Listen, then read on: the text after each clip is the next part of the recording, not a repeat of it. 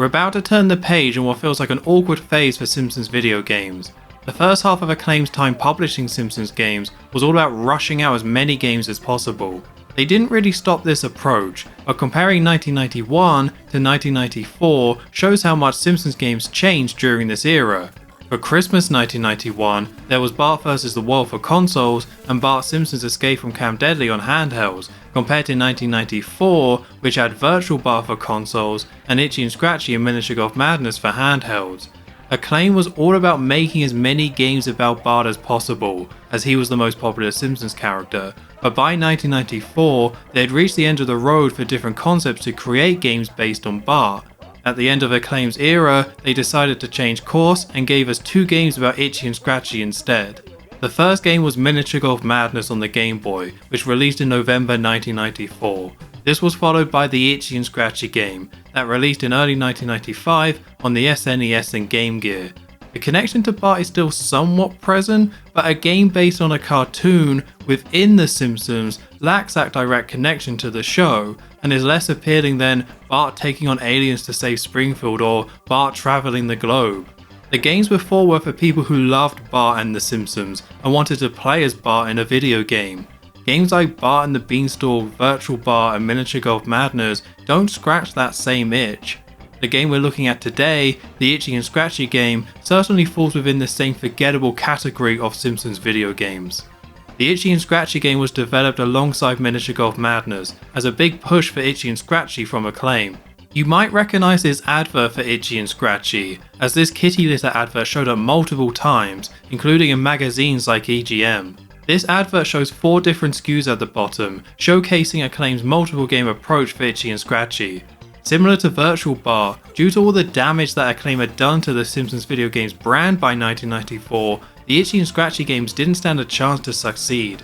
The magazine coverage from the time was limited, and there's very little information about the Itchy and Scratchy game out there due to the low interest. What I find interesting about the mid-90s is that while Acclaim struggled with their licensed games, this didn't mean licensed games weren't doing well. Aladdin released at the end of 1993 and became one of the best-selling games on the Genesis and Mega Drive, selling over 4 million copies on the Sega consoles alone. The Lion King, released in November 1994, went on to sell over 4 million copies across all platforms. It helps that both Aladdin and The Lion King were very successful and popular films, but people still wanted to play video games based on recognisable franchises. The games just needed to reach a higher quality bar than what Acclaim was releasing. Whether it was Acclaim running out of steam or the gaming community's fatigue with Simpsons games, or perhaps a bit of both, but something had to change here, and nothing demonstrates that better than the fact that Itchy and Scratchy were able to get 2 unique games at all. Saying that, the Itchy and Scratchy games may have been part of a bigger push for Itchy and Scratchy across the Simpsons franchise. There was a series of Itchy and Scratchy comics that started in December 1993, which had 4 volumes, with the last volume coming out in November 1994.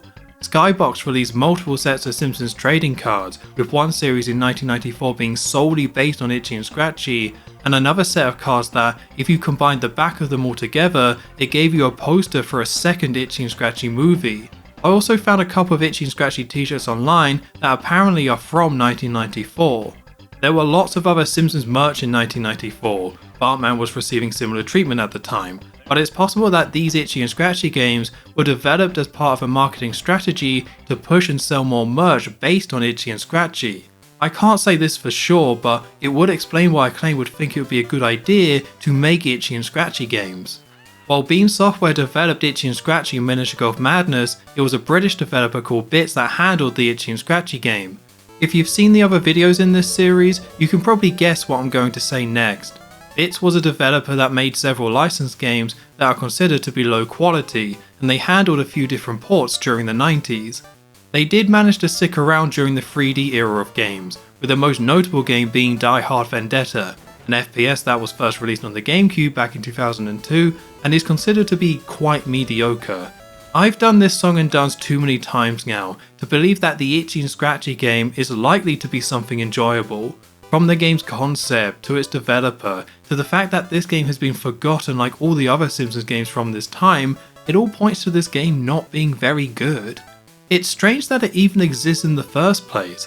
It's a 1995 SNES game based on Itchy and Scratchy. It's hard to know who this game is even for.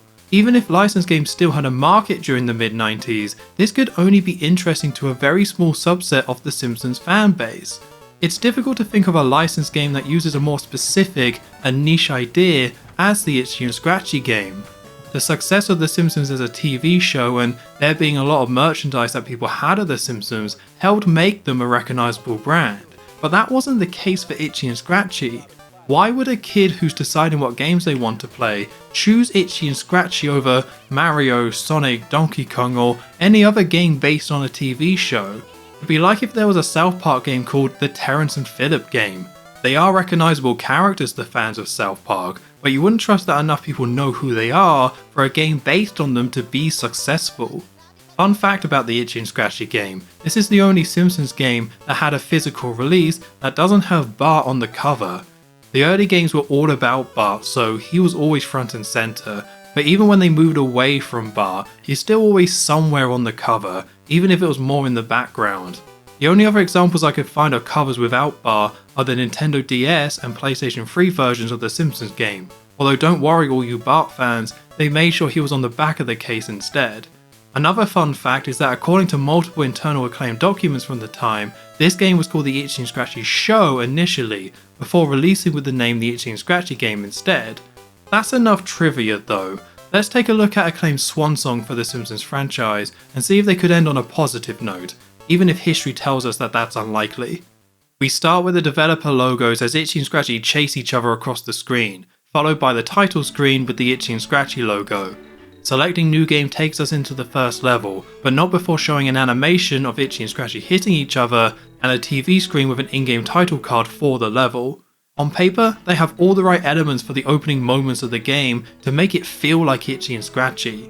There's Itchy and Scratchy chasing each other, the giant logo, and they're directly recreating elements from the intro of the Itchy and Scratchy show. Everything is here, but it's all a bit lacking. Every part is too short, so you don't get to enjoy it properly, and this intro sequence loops far too quickly. There's no cutscene or any kind of story. You're shown Itchy and Scratchy, and the levels are presented as episodes, but it's missing some kind of proper setup. The manual doesn't give much more information. Instead of a story summary, it focuses on saying that Itchy and Scratchy are animals, so they must fight each other. The game doesn't need a proper story, but there's no framing to anything that's happening, which creates a shallow feeling to this all, like the game is more of a demo than a complete product. The effort was made to incorporate what you see in actual Itchy and Scratchy episodes, but Miniature of Madness had a better setup because it had something rather than nothing. The worst part of the start of this game is the music. Remember how Miniature of Madness didn't have the Itchy and Scratchy theme? Well, the Itchy and Scratchy game does the same thing, and instead it plays this.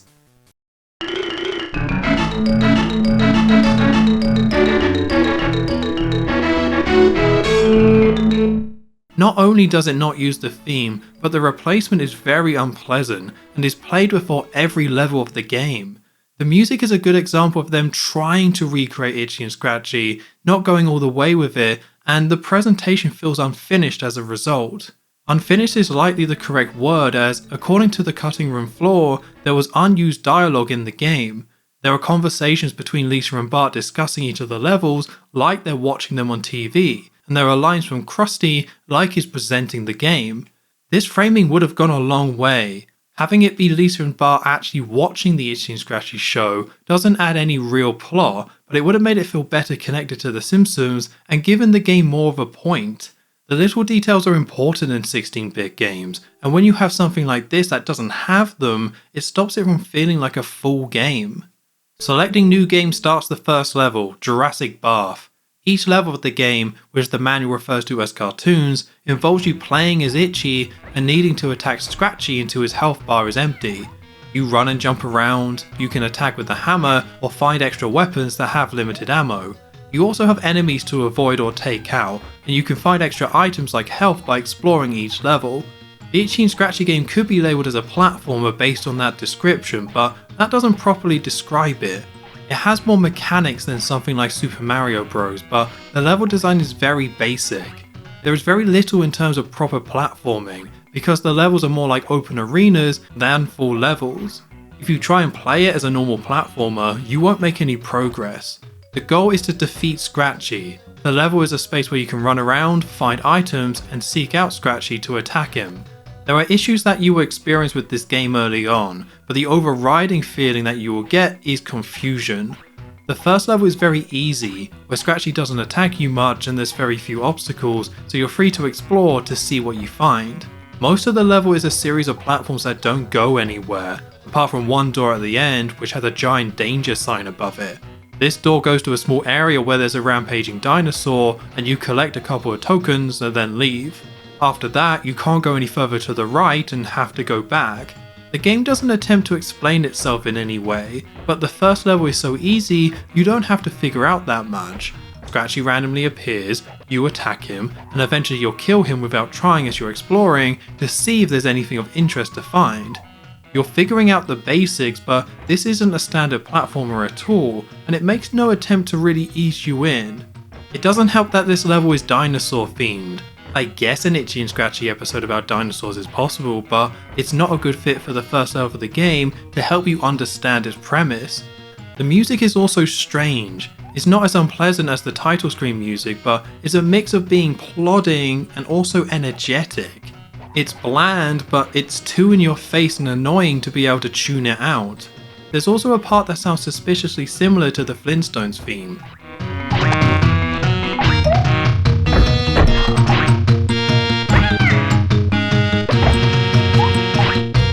The opening moments of the game are a half-hearted intro, going into a level that makes no effort to give you the space to understand it, and there's not enough meat to the bones for it to feel like a proper video game.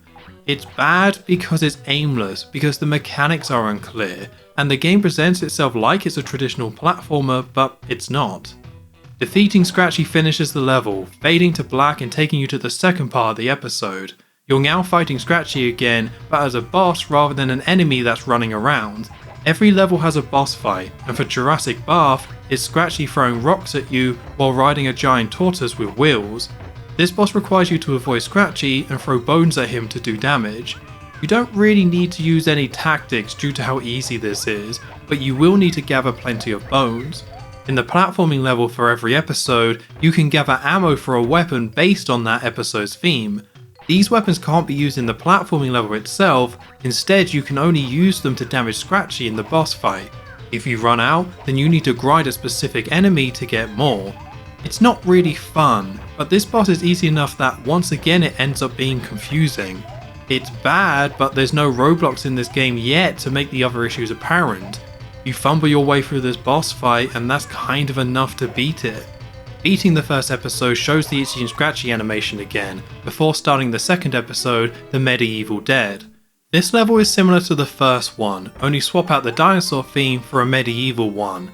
There's a few more obstacles with these spiked balls, suits of armor that attack you, and some ghosts, but it's all very easy to avoid. This level has a more simple layout than the first one.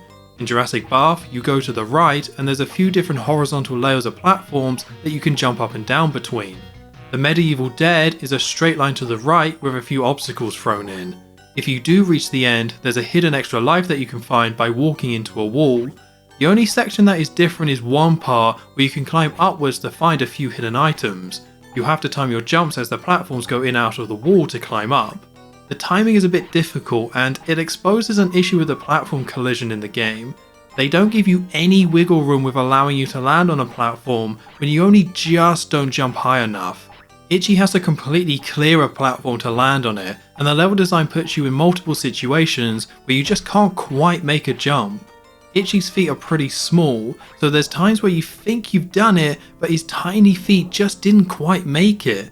In a game that's not a normal platformer, and enjoyment should be coming from fighting Scratchy and exploring the levels, these platforming mechanics and the awkward spaces between platforms are more of a hindrance. It feels bad and it only muddies the core gameplay rather than present a real challenge. There is an item you can find to help with this. You can find cheese in the level and using the cheese gives you a temporary speed boost. The cheese also allows you to jump a bit higher and a little bit further. This means if you find a jump you can't make, you'll have to explore the level to find cheese, come back to that point and then use the cheese to make the jump. The idea for this item is fine, But when you're running around levels with such basic designs, this only makes you go backwards and forwards in a space that isn't interesting to traverse. Every level is a variation of a very similar layout, and they somehow expect you to enjoy each version of the same basic area. With level design this directionless, it's relying on its gameplay mechanics to make the game fun, which I can already confirm that it isn't. The boss fight for episode 2 is against Scratchy riding on a wooden horse that you need to throw sugar cubes at. Episode 2 is as easy as episode 1, no real thought required. The flaws are starting to make themselves known, but the difficulty is so low that none of it really matters. The first 2 episodes only take a few minutes to complete, which isn't a great sign when there's only 7 episodes in total. Episode 3 is called Mutilation on the Bounty, which uses a pirate theme. The presentation in the game overall doesn't quite hit the mark, but that doesn't stop it from looking pretty good. Both Itchy and Scratchy look great, and there's a decent cartoony feel across all of the levels. There is a large range of weapons that you can find, and there's numerous animations to see when attacking Scratchy with them. Like Miniature Golf Madness, the effort was clearly there to create all these unique animations that capture the cartoony violent style of Itchy and Scratchy. I do wish the levels didn't use such generic themes. So far there's been dinosaurs, medieval, and now it's pirates, and they're all the most broad concepts you can imagine. Itchy and Scratchy do fit within these themes. They're cartoon animals, so they fit in anywhere, but this is the Itchy and Scratchy game, and they don't take anything from the show. This is the 4th Simpsons game to feature Itchy and Scratchy, and only Bart's House of Weirdness used direct references to actual Itchy and Scratchy episodes. It's a missed opportunity and feeds into the shallow feeling you get from this game as a whole, as these levels would fit into any platformer. Mutilation on the Bounty is the first step up in difficulty. There's a few more enemies and Scratchy starts to become a bit more aggressive. It also takes a bit more exploration to find the weapon pickups. The game is starting to become a bit more tricky, but it's easy to break this level in half. You always have the basic hammer, but it does very little damage, so it's only good for stunning Scratchy, and you'll want to find a different weapon to do any real damage. There are 33 weapons in the game, with many weapons only being available in certain levels to tie into that level's theme. All weapons are found with the weapon pickup items, which rotate between the available weapons, and you jump into it at the right time to collect the one you want. Some weapons are better than others, so in the pirate episode, you want the cannon. It does a lot of damage and it can be fired at a distance, so you get the cannon, stand in one place, and just shoot Scratchy when he appears on screen. The game won't remain this easy, but I still find it a bit weird that some weapons are stronger and do more damage than others.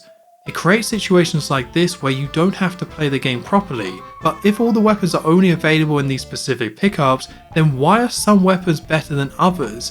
All it means is that you have to wait for the correct one to appear, and the weapon items don't respawn, so if you get the wrong one, the level becomes more tedious due to the lower damage you're now doing. If the weapons have different tiers and they want to reward exploring the level fully by hiding the items, then why aren't the more powerful weapons hidden in a way that makes them harder to come across? They could have it so it's easy to find the weaker weapons, but you have to search or complete harder platforming sections to get the best weapons to make killing Scratchy easier. These early levels are too easy or simply boring because of balancing like this. This episode is split into 2 separate areas, the top of the ship where you start and inside the ship. You can easily beat this level without ever going into the ship. I didn't go into the ship the first few times I played this level, and when I eventually did, there wasn't that much to find.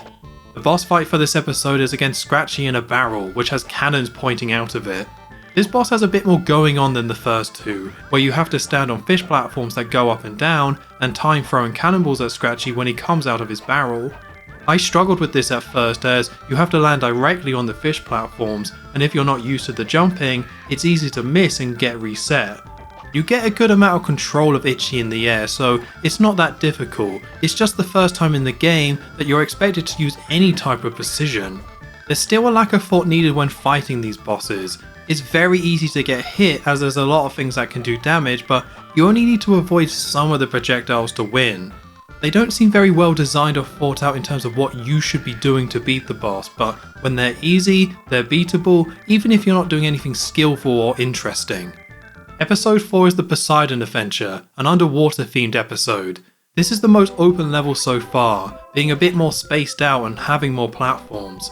Even if it is a bit bigger, it's still hard to say much about each of the individual levels. Every theme is very broad with no twist to make them stand out, and even if the level is more open, it's functionally the same as the other levels. It's too big with nothing of note to make it an interesting combat arena, but it's not designed to make for a satisfying platform level either. There's no flow to getting around. The levels feel more like debug test arenas that a developer might use to test mechanics, rather than a level with purpose or direction. There is one thing that separates out this level, and that's its underwater physics. It doesn't change much or isn't used to create unique gameplay. Itchy just moves much slower and feels more sluggish because you're underwater. There's not much else to say. There are starfishes you can use as a weapon, and there's a door you can use to warp to another part of the level, although the level isn't that big for these to be needed. There's also an extra life at the top of the stage that you need to eat cheese to jump high enough to reach. It's not interesting making these jumps, but it's something you can do. The boss of this episode is Scratchy in a yellow cat submarine. During this boss fight, you can hit a button on the ground that creates a hole on the floor which lets a bubble flow upwards. If you jump on the bubble, you can find a hidden door which takes you to a small area with a Scratchy token. There's one Scratchy token in each episode, and the manual describes them as a specific pickup which will help Itchy thwart Scratchy's contraption at the end of the level. The most obvious thing the token does is to heal you. Outside of that, it's difficult to tell how it changes the boss fight, which is what the manual implies it's meant to do. I think it makes the bosses less aggressive and they attack less, but the manual gives no details on this, and walkthroughs online only says that the token heals you.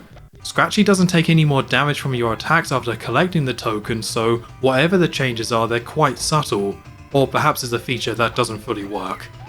Episode 5 is a Wild West theme level called the Magnificent Severed. It's the same as the other levels but with a Wild West skin. There's a series of platforms, enemies and obstacles that fit within the Wild West theme, and a couple new weapons like the dynamite. There were also these totem poles with Simpsons heads on them, which is probably the most direct references to the Simpsons show itself in the game. The difficulty slowly ramps up as you play each episode, with the first two being very easy, episode 3 being a little bit harder, and episodes 4 and 5 being harder still. Episode 5 is where you'll need to start engaging more with the combat, as Scratchy is more aggressive and the weapon pickups become a bit harder to find. As previously mentioned, the level design is directionless, as it's not trying to be a platformer. The level design's main goal is to provide a space for you to fight Scratchy and also reward exploring by hiding items that help you fight. That means for the level design approach to work, it's relying on fighting Scratchy being enjoyable and interesting to do. Unfortunately, this isn't the case. It starts with the controls. On face value, the controls are perfectly functional and okay. Itchy moves quite fast and you can control your jump mid-air. There's no run button or noticeable momentum when moving, so movement is simple. There's not much weight to the movement, but you can be decently precise. It's uninteresting controlling Itchy, but the real issue is that it feels unresponsive. There are times where you will press the button to jump and attack, and it won't happen. There is no overlap with jumping and attacking. If you are attacking, then you can't jump, and if you are jumping, then you can't attack. You have to wait for separate actions to fully complete before you can do something else. Once you land from a jump, you have to wait for the jump to be fully done before you can attack. Pressing attack slightly too early does nothing. The lack of overlap applies to the movement too. When you're attacking, you can't move again until you've fully finished your attack. Itchy moves quite fast, so you're not limited with movement, but the lack of overlapping of different moves gives the game a stilted and awkward feel. This applies to switching weapons as well. As you have limited ammo for weapons that you find, and each weapon has a different range to it, you'll want to switch between your weapons, but it doesn't always work. If you've taken damage, then that can block switching weapons, although not in a way that's clear, which means sometimes you hit the button and it just doesn't do anything. When people talk about game feel, this is what they're talking about. Having controls that work isn't enough. You need that extra sense of flow to make running around and attacking be fun. Having actions be separate might work in a game that's more thoughtful and requires more deliberate movement, but this game moves fast with open levels to jump around, so the controls don't match the rest of the game's style or approach. The game doesn't demand much from each player to beat each level, but it gives you controls that separate out each action, which only creates moments where the game feels unresponsive rather than thoughtful. When the game is easy, the controls don't get in the way, but as soon as the difficulty starts going up, the controls create frustration due to the conflict of philosophies between the controls, level design, and gameplay. The boss of episode 5 is Scratchy throwing dynamite at you from a wagon. This is one of the easiest bosses in the game. All you need to do is grind enough cactuses to throw at Scratchy, get very close, keep throwing cactuses, and dodge the occasional barrel that rolls your way. The bosses can be annoying in this game due to how aggressive they can be, but they mostly come down to finding the right spot to stand in. Episode 6 is a site for sword eyes and takes place in a construction site. No matter all the negative things I say about this game, they did a really good job coming up with a series of puns to call each of the episodes.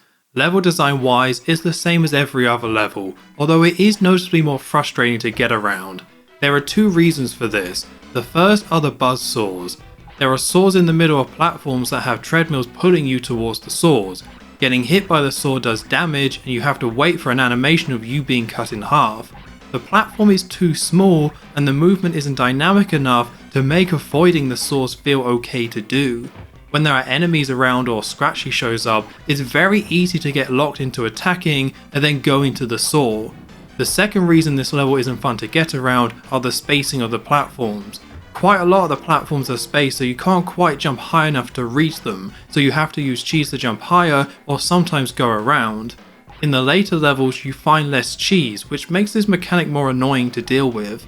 If you run out of cheese or can't find any, parts of the level are blocked off to you, but in a way that visually feels unfair as you'll always be very close to making these jumps. Episode 6 is when I got stuck and started getting multiple game overs. I had died a few times in the previous levels as I was figuring out what overpowered weapons I needed to use or I was grinding ammo for the boss, but this was the first level that I struggled to complete. The level design is a part of that, as well as the control issues I mentioned previously, but it's also due to Scratchy himself. Scratchy has similar movement in every level of the game. He will run around on his own, so spends most of the time off screen, and then he'll appear on screen to attack you, or you can go and seek him out. When you take damage from Scratchy, or you're able to hurt him, he'll then get some invincibility frames and run away.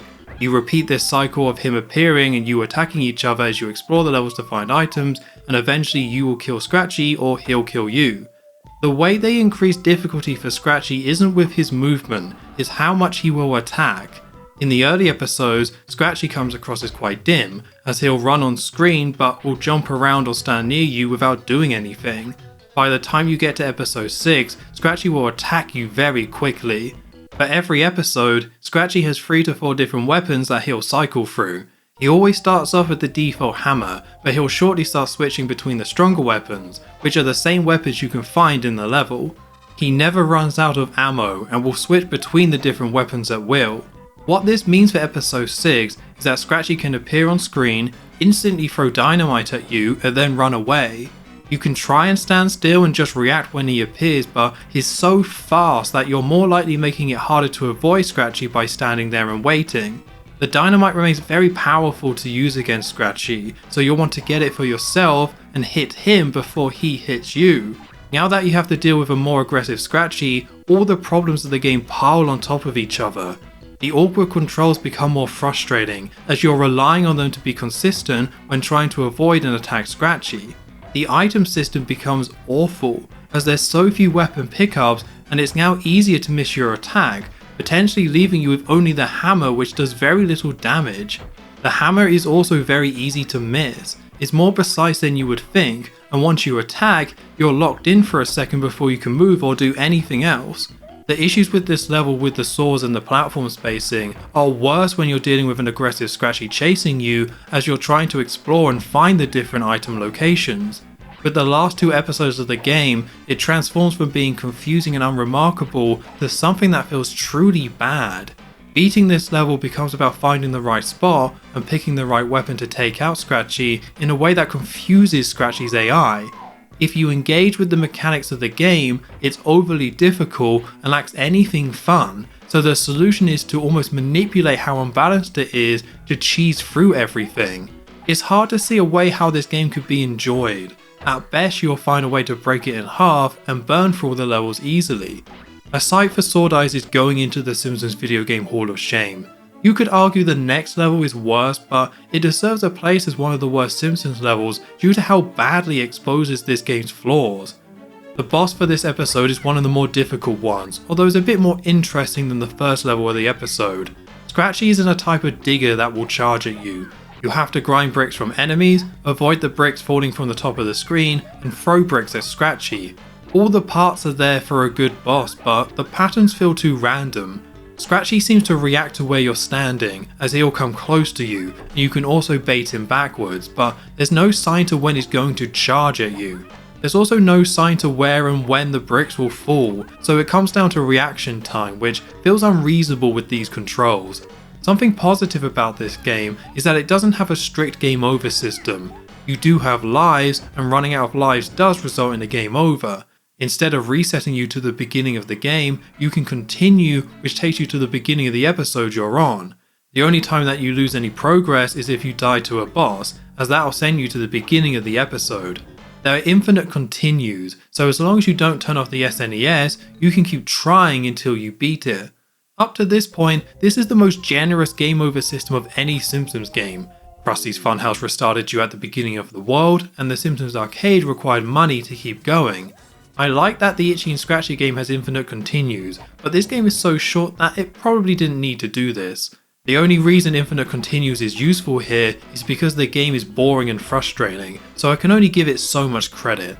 The 7th and final episode of the game is the Disassembly line, taking place in an industrial factory. This episode maintains the high difficulty of episode 6, with Scratchy being just as aggressive. This level is a bit easier than the last one as it's a bit more flat and open, although it's still about finding the right weapon and location to break Scratchy's AI. A feature that the Itchy and Scratchy game has, which is a first for Simpsons games, is a difficulty select. In the options menu, you can select between easy, medium and difficult. The default is medium, so that's what I played on initially. I got to episode 7 on medium, but I started to get worn out by this game. Episode 6 took many attempts, and episode 7 is only a little bit easier, with a much harder boss that I'll get to in a bit, so I very much didn't want to play this game anymore. I decided to start the game from the beginning on easy, to make sure I at least beat the game once. If you're playing on easy, you'll take less damage. You don't do any extra damage to Scratchy, and there's no changes to the enemies or level layouts. The other change on easy is that the small Scratchy enemies will run through you rather than doing damage. These enemies are in every level including the bosses, as they're the only enemies that drop ammo for the boss weapons, so it definitely helps to have them go through you instead. This game having a difficulty setting is one of the best things about the game, for the wrong reasons. This game doesn't present any worthwhile challenge, so the best case with this game is beating it so you can move on to play something else. That's a very backhanded compliment, but these are games that people would have rented when they were younger. For a kid who could only pick one game to rent for a weekend, and like The Simpsons, they would have been able to beat the Itchy and Scratchy game over a game like Bart vs the Space Mutants or Bart's Nightmare. It fits into the category of play it for an afternoon or weekend and that's all you need, which would have been good if the game itself was fun. The boss for the Disassembly line is also the final boss for the game. It takes place on a long conveyor belt with all kind of cartoony weapons like anvils dropping down and these fists on springs. Scratchy is at the end of the conveyor belt at the controls, and he'll fire Scratchy missiles at you. The first part of this boss is grinding enough ammo to be able to beat it. Scratchy can take a lot of hits, and you'll want to use the wrenches to take out the missiles too, so you will need to grind. The grinding can be the worst part of the bosses, it's pure time wasting. You can grind ammo in the main level to then bring that into the boss, but that's rearranging when you grind rather than making it better. A good strategy for the bosses is to keep grinding ammo until you die, and then use all the ammo you built up during your next life. It's not required to do this, but it means you'll never run out of ammo and you can just focus on fighting the boss. The final boss is less about finding the right position like the other ones, and it's more about finding the right timing to your moves to be able to hit the boss over and over again without taking too much damage. You can't use a normal throw to hit Scratchy, and as you can't attack when jumping, you instead need to charge your throw so the wrench goes high enough. The conveyor belt moves you towards the machine as you charge, so you need to start throwing at the right time so you don't go into the machine and take damage. There's a rhythm that you need to find in order to damage Scratchy, take out the missiles, and make sure you don't get pulled into the machine. It would be a decent boss if the controls felt more responsive. Figuring out what to do involves grinding ammo and getting hit by all the random things that appear on screen, so it's not a fun process. When you do find the pattern, it's so easy to do the wrong move at slightly the wrong time and get hit by something you couldn't avoid. You're constantly moving and needing to do specific actions, and it's rigid in a way that removes a lot of the enjoyment, even if what you're doing is actually quite skill based. Eventually you'll throw the last wrench needed to defeat Scratchy and beat the game. The game fades to black and the credits starts playing. The credits are Itchy and Scratchy standing there with the credits scrolling over the top. There's no background to it, it's Itchy and Scratchy doing nothing apart from blinking. At the end of the credits, it stays on the final bit of text which says a Bits Corporation production until you reset your console. It didn't have any sort of setup at the start of the game, and now that you've beaten it, nothing happens. The only thing that's here are the credits, and they feature such a lifeless background. Itchy and Scratchy are most known for running around and attacking each other, but the credits is them standing there, only blinking. It's like that joke from the show about Itchy and Scratchy becoming stale and needing a change. It's the ending of a game that is begging to be forgotten. You may remember a game that has a bad ending, but you're not going to remember a game that doesn't have any reward or end cutscene to it. There are puzzle games with better endings than this. Despite the difficulty increase towards the end, this game is fairly short. When I beat it the first time on easy, it took me an hour to do so. It's 7 episodes and most of them can be beaten in a few minutes without too much hassle. Once you figure out a good way to beat the last 2 episodes, you can beat this in half an hour. If you want to keep playing the Itchy and Scratchy game after beating it, you have 2 options. The first is to play it again on a higher difficulty. I did try playing on the highest difficulty, that being difficult, but there wasn't much of a difference. The only changes I noticed is that you take more damage, meaning you need to be a bit more careful. The strategy for beating the game doesn't change on difficult. You find the weapon pickups, find a ledge that breaks Scratchy's AI, and attack him when he lands in front of you. As an example of Scratchy's AI breaking, if you're having trouble beating the disassembly line, there's a spot in the bottom right side of the level where Scratchy will get stuck and stop moving. When he gets stuck, he even plays a waiting animation that you would normally never see because he would normally never stop moving like this. This is a bug you can use no matter what difficulty you're playing on. You can get him stuck here quite easily and attack him over and over to beat him. Playing on difficult may be more punishing, but it doesn't stop you from breaking the game. Your second option if you want to play more of this game is to go for 100%. Remember the Scratchy tokens I mentioned before that didn't do anything? Well, they may not have done anything related to gameplay, but collecting them always recognised as getting 100%. The majority of the Scratchy tokens are easy to find. The one in episode 5 requires you to hit this Looney Tunes style button over and over to reveal a hidden door, but most of the tokens are just placed high up in the level somewhere. For the final episode, the Scratchy token is much harder to get and requires you to awkwardly jump on this slope part of the wall and then walk through the wall to get a token. As it's in the wall, you can never see this token, so you can only confirm that you've picked something up by seeing your health increase. If you manage to beat the game and collect all 7 Scratchy tokens, you will receive an alternative ending. After defeating Scratchy at the end, you get a set of screens which show off the different episodes in the game. Each one shows off the enemies from the levels, but some enemies are coloured differently, and there are enemies here that aren't present in the game at all, like one of these dog construction workers. After these screens, it then goes to the ending credits like normal. There's so many strange things going on with this. First, there are enemies that can't be found in the SNES version shown in this ending. Second, why would they cut this from the main ending when it basically means that you get no ending at all when completing it normally? Thirdly, why would they hide the Scratchy token in a random wall where you can never see it? And then lastly, there's no indication anywhere that this is what the tokens are supposed to do. The manual says they are here to help Scratchy, which is a lie, and there's nothing in the game to hint at the idea that collecting the tokens is important. I couldn't find any mentions online anywhere about this ending, so I'm glad I was able to come across it, but it does show both how unfinished this game is, and that people in general just don't care enough about the Itchy Scratchy game to figure this out and then document it online. This game isn't great, but I think a feature like this still deserves to be documented in some way, so I'm happy to be able to share it with anyone who didn't know this ending existed. The Itchy Scratchy game nearly hides how awful it is by being forgettable, but it couldn't quite pull it off. It's a game that didn't need to exist. While there were a lot of Simpsons games before this one that used a lot of different concepts, that doesn't excuse how needless it was to create a game on such a specific part of the show. The best reason for this to exist is that they could use the idea of cartoon animals fighting each other to make a fun video game, but it's not something they were able to do. The controls are stiff due to every action having to occur independently from each other. The level design is directionless to accommodate the game being focused on fighting on Scratchy, but Scratchy's AI is all over the place, swinging the difficulty from far too easy to frustrating unless you find a way to break it. This is a game that feels unfinished across the board, with a lack of content and it being unbalanced and boring.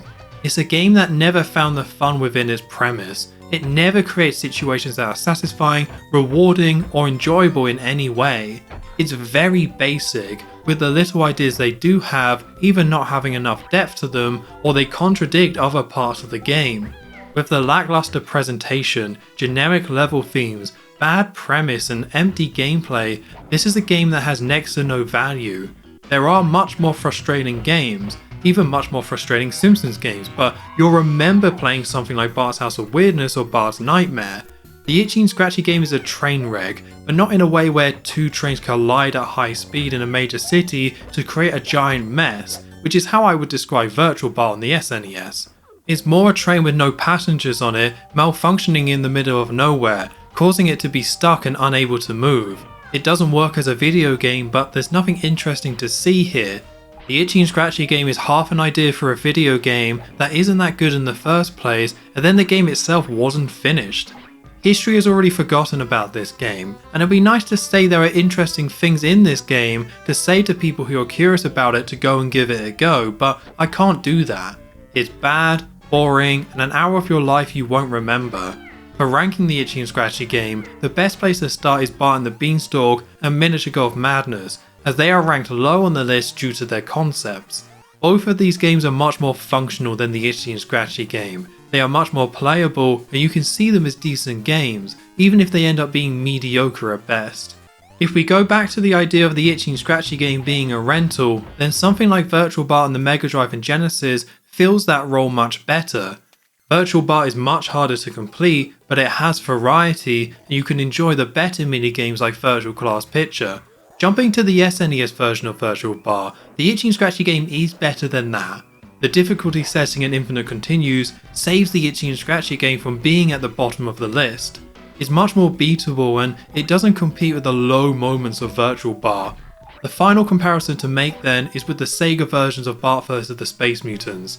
I personally really dislike these versions of Bart vs the Space Mutants with their underwhelming graphics, awful soundtrack, worse physics, and the fact that they made less effort to improve the game than the ZX Spectrum version did. I need to put that aside though, as Bart vs the Space Mutants is still a game with more ambition than the Itchy and Scratchy game, and it has a much better connection to the show.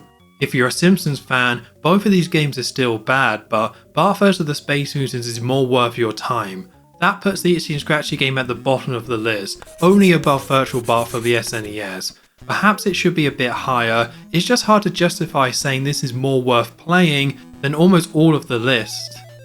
The magazine advert for the Itchy and Scratchy game showed off 4 different SKUs.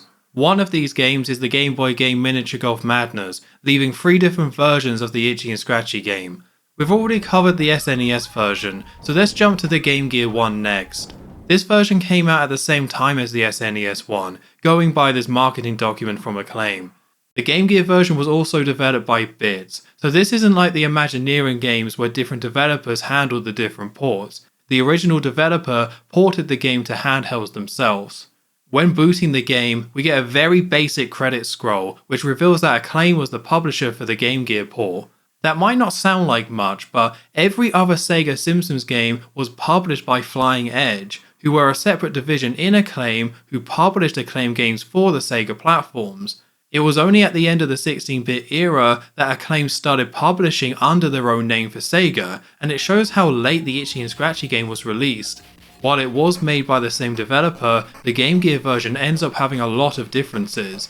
The core premise is the same. You're going through a series of levels, taking out Scratchy each time, and you can explore levels to find items.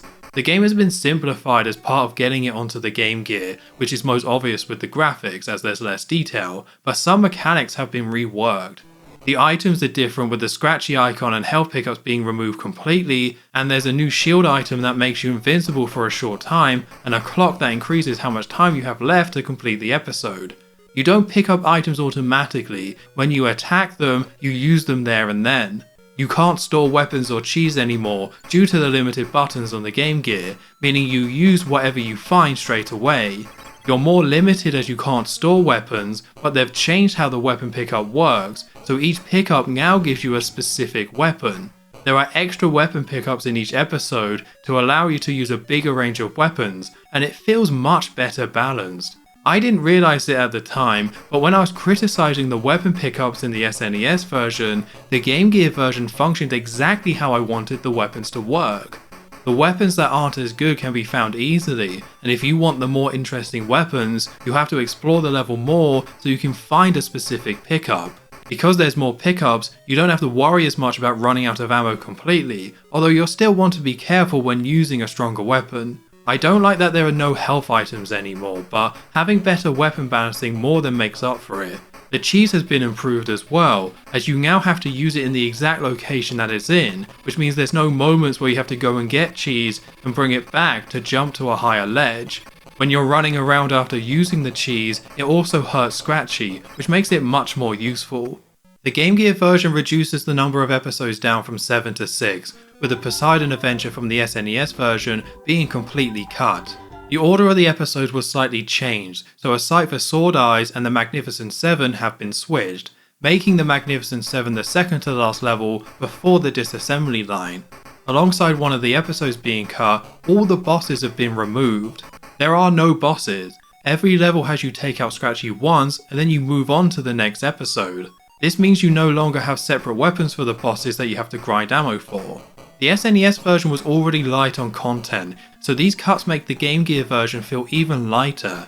I beat it on my first attempt in just over 45 minutes. 45 minutes isn't actually too bad for a portable game though. Super Mario Land is much shorter and the Sonic Game Gear games are about the same length. Comparing it to the SNES version, it's weird that a short game could have so much content cut, but in the context of the Game Gear, the content feels about right. There's still a lack of replay value unfortunately, outside of the difficulty setting, but the idea of the game fits much better on a handheld. You jump around as Itchy in a variety of levels, take out Scratchy a few times and beat the game. Some ideas work better on handhelds. If Miniature Golf Madness had been ported to the SNES, it would have felt much more lacking. That game works as a strange Game Boy game, and the Itchy and Scratchy game works better as a simple portable title. You might be thinking how it still took 45 minutes to beat if the game was cut down so much, and that's because they expanded each of the main levels. Most of the level design from the SNES version can be seen here, but now each level is much bigger with more areas to explore. The final level, the Disassembly line, received the most rework, where instead of having a long flat level, it instead feels closer to a maze, with enclosed corridors that loop around and connect to each other. The bigger levels would have been a positive for this version if it wasn't for the changes they made to Scratchy's AI. In the SNES version, Scratchy feels very chaotic, running all over the place and getting more and more aggressive as the game goes on. On the Game Gear, Scratchy is more focused on running specific routes. He won't go after you unless he accidentally runs into you or you run into him. Instead, he'll run a path through a certain part of the level and will keep going back and forth until you run away far enough or you attack him in a way that causes him to find a new area to run around. This can lead to times where Scratchy appears to be broken, running in a very small area with no aim or interest in Itchy at all. This can be funny due to how broken his AI can be. but unfortunately this can also make this version much more tedious. Due to the bigger size of the levels, Scratchy can run large loops, taking the same route over and over again. In a sight for Sword Eyes, it becomes difficult to even find Scratchy, as he can completely ignore you and will be actively running away from you as he's more focused on the path he's decided to take. You run at the same speed as Scratchy, so you can't catch him without going round and trying to cut him off or finding out where he's going. In the bottom right of the screen, there's an arrow which points in the direction that Scratchy is in, so they must have known there was an issue here with finding Scratchy, as they added this arrow that isn't in the SNES version. The positive to this change is that Scratchy isn't so aggressive, so it allows you to explore the level at your own pace, which is kinda nice. It doesn't make fighting Scratchy fun, as it's not logical that he would act like this. There's a time limit in each level, and I ended up running out of time because I struggled to find Scratchy due to him just running away. You will have to leave Scratchy alone at times, as you can't carry any weapons with you, so you attack Scratchy, run out of ammo, then you have to leave Scratchy to go get another weapon. Scratchy does break away from his routes, which can be a good thing if he runs a shorter route, or a bad thing if he ends up looping all around the level. When you do get Scratchy to attack you, his attack seems to have priority over yours.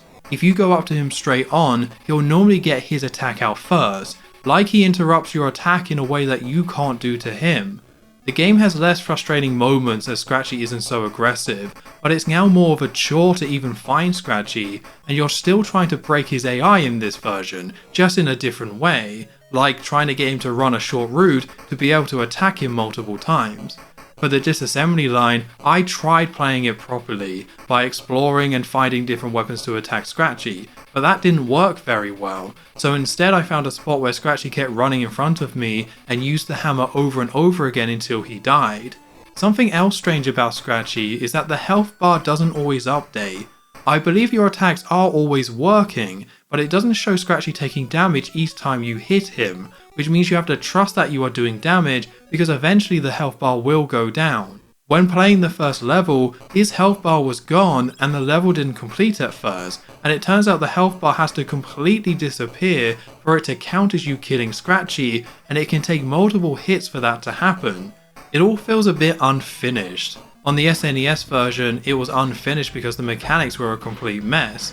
On the Game Gear, Scratchy isn't really programmed to be an interesting enemy to fight, and does a lot of random things that go against the goal of him trying to take you out. You can even see Scratchy teleport when playing on the Game Gear. Speaking of unfinished, everything outside of the levels is shown as text on a blue background. You have the title screen, which has a nice set of animations with Itchy and Scratchy fighting each other, which might make it better than the SNES title screen, but everything else is text on blue. When you complete a level, it says, "Well done, you defeated Scratchy, now try beating him in the next episode." When you beat the game, there's a text scroll saying, "It looks like there's no stopping you, all of Scratchy's lives are gone, you win," and then the credits roll. This is something you would see in a game from 1982. Seeing it in a Game Gear game from 1995 is insane. It's so basic that it doesn't annoy me in the same way that the poor presentation in the SNES version did. It's funny that the game just says, "You win," and then ends. The Game Gear version of the Itchy and Scratchy game is better than the SNES one in a lot of ways. The controls and items are simplified, which makes it seem less stiff and awkward, the weapon system is much better, and the idea of the game makes more sense on a handheld.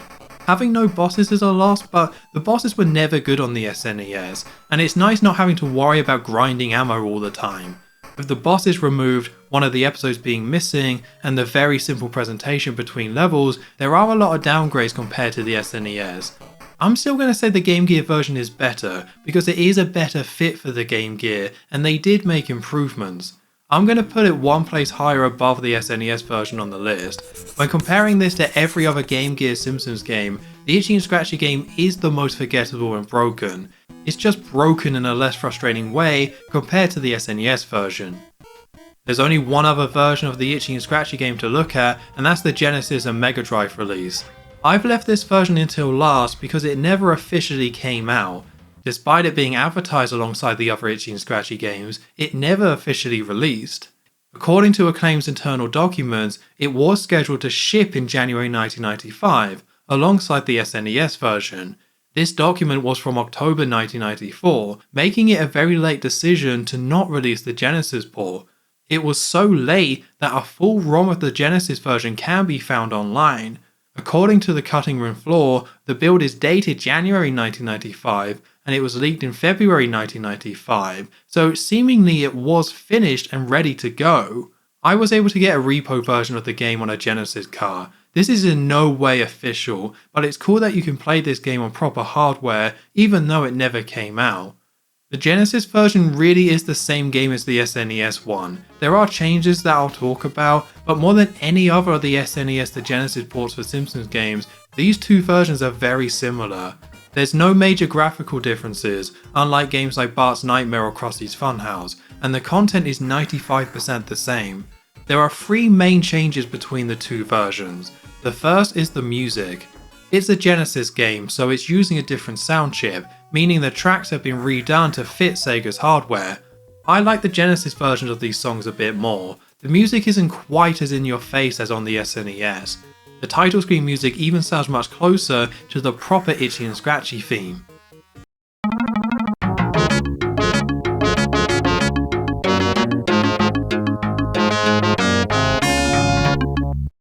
The change in sound does also make the music in the first episode sound even more like the Flintstones theme.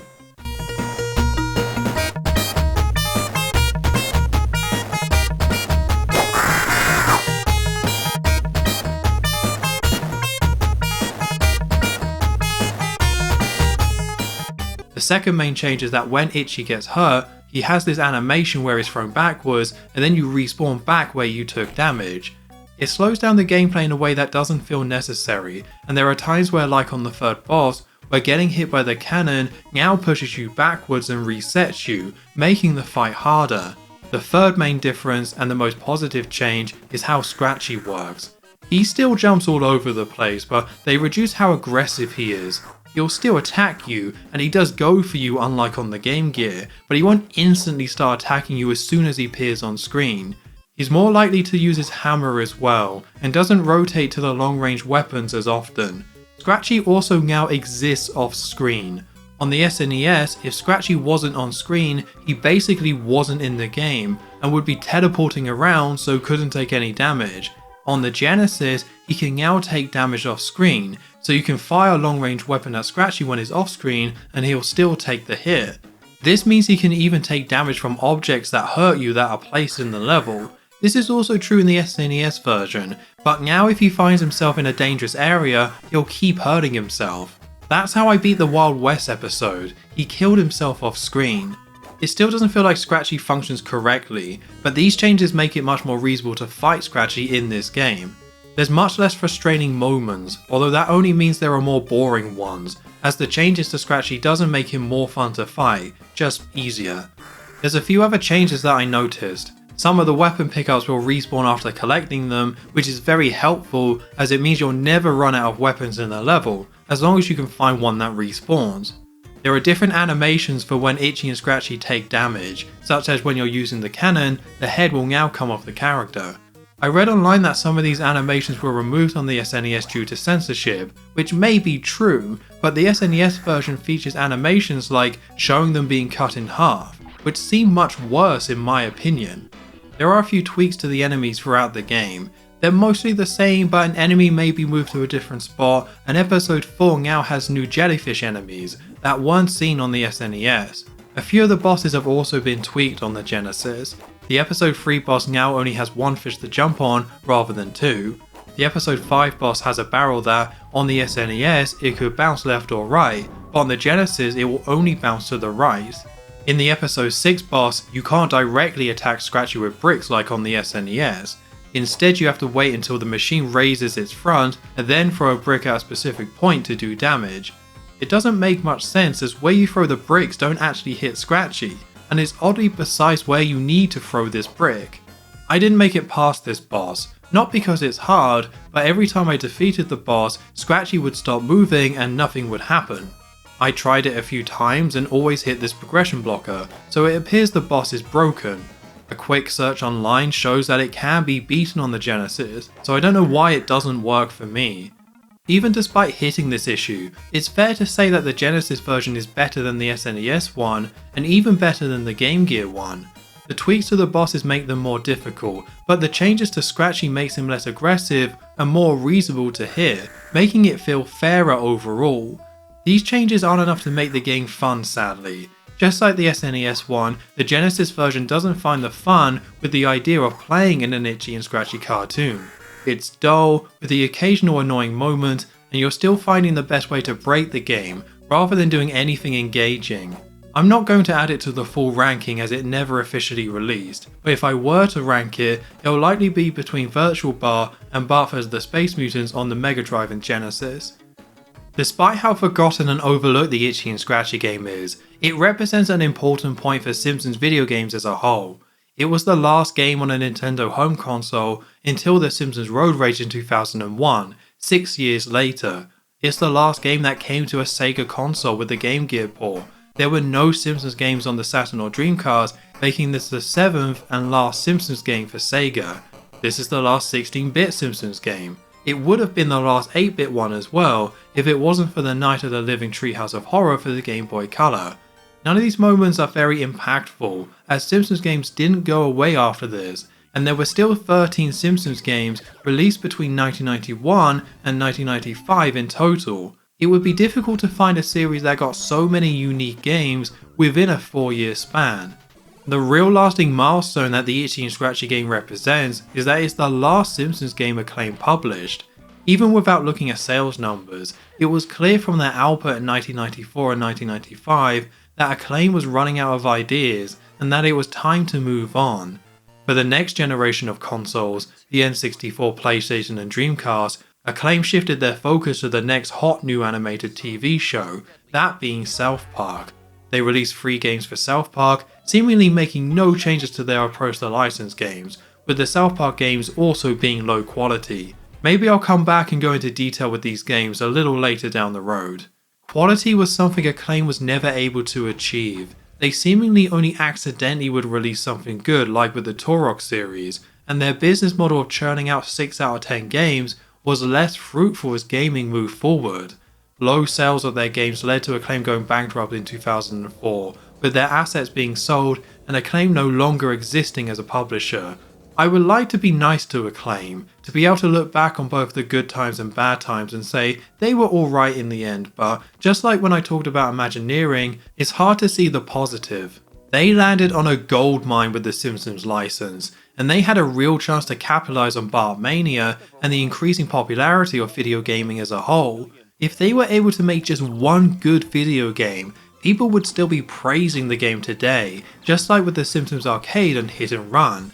They ended up giving The Simpsons to Imagineering, a developer who consistently made bad games. Then Acclaim rushed Imagineering to churn out as many games as possible, resulting in a range of unfinished Simpsons games that are difficult to play. Acclaim had multiple chances to find new developers to make something that was at least decent, and they chose the same type of developers again and again. Their method of hiring low-cost studios that had no history of making high-quality titles just to get something out on shelves to milk the franchise resulted in such a low standard for the games they released.